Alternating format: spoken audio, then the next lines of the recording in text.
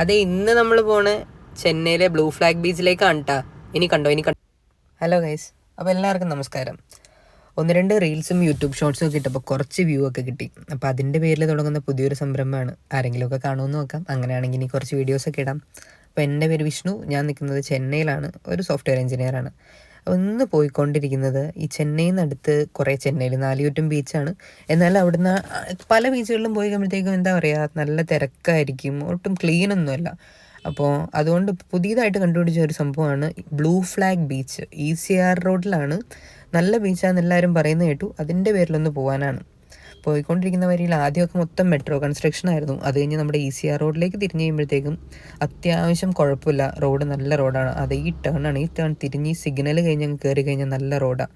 അത് കഴിയുമ്പോഴത്തേക്കും കുറച്ച് നിന്ന് കഴിയുമ്പോഴത്തേക്കും മറ്റേ നമ്മൾ വന്ന വഴിയുടെ ലെവലേ മാറും. രണ്ട് സൈഡിലും ബ്രാൻഡഡ് ബിൽഡിങ്സും, ആഡിഡാസ്, നൈക്കി അങ്ങനെയൊക്കെ. അത് കഴിയുമ്പോഴത്തേക്കും നമ്മളിപ്പോൾ ക്രോസ് ചെയ്യുന്ന പാലത്തിൻ്റെ ലെഫ്റ്റ് സൈഡിൽ അങ്ങേറ്റത്ത് നോക്കിയാൽ ആ കാണുന്ന ബീച്ചിലേക്കാണ് നമ്മൾ പോകുന്നത്. ഇപ്പോൾ കടന്നു പോകുന്ന ഒരു സീയുടെ മുകളിൽ കൂടിയൊരു ബ്രിഡ്ജ് മാതിരി കേട്ടോ. ഇവിടെ നോക്കുകയാണെങ്കിൽ നമ്മൾ ഈ ബീച്ചിൻ്റെ അങ്ങോട്ട് എത്തുന്ന സൈഡ് മുഴുവൻ ഈ സ്വാമ്പ് ഏരിയയും, പിന്നെ നല്ല ഭംഗിയാണ്. വലിയ തിരക്കുമില്ല റോഡിന്. അത്യാവശ്യം നല്ലൊരു ഡ്രൈവിന് വരാനൊക്കെ പറ്റിയ സ്ഥലമാണ്. രണ്ട് സൈഡിലും നോക്കുകയാണെങ്കിൽ നമുക്കിപ്പോൾ ഈ റൈറ്റ് സൈഡിൽ നോക്കുകയാണെങ്കിൽ ചെറിയൊരു പുഴ പോലെ സംഭവമൊക്കെ ഉണ്ട്. പിന്നെ ലെഫ്റ്റ് സൈഡിലാണെങ്കിൽ കടലാണോ കായലാണോ കയറി വന്നേക്കണേന്ന് അറിയില്ല, പക്ഷെ എന്തായാലും നല്ല ഭംഗിയുണ്ട്.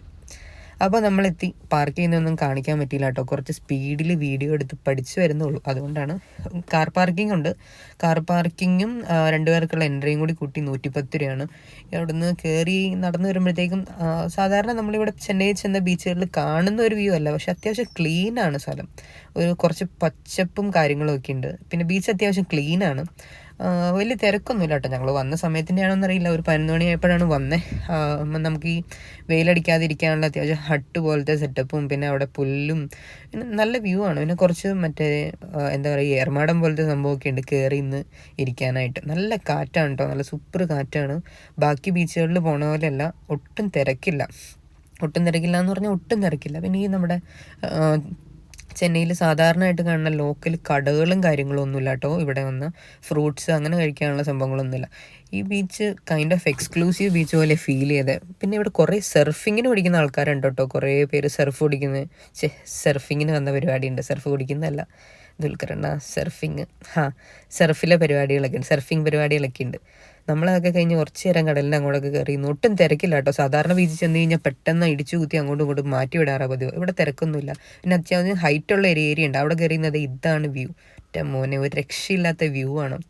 4 ചുറ്റും കാണാം ഇവിടെ കയറി നിന്ന് കഴിഞ്ഞ് കഴിഞ്ഞാൽ. അതിൻ്റെ ആ അങ്ങേയറ്റത്ത് ഫിഷിങ്ങിനൊക്കെ ആൾക്കാർ കണ്ടതേ. പിന്നെ ഒരു ചേട്ടൻ സർഫ് ചെയ്യുന്നുണ്ടായിരുന്നു.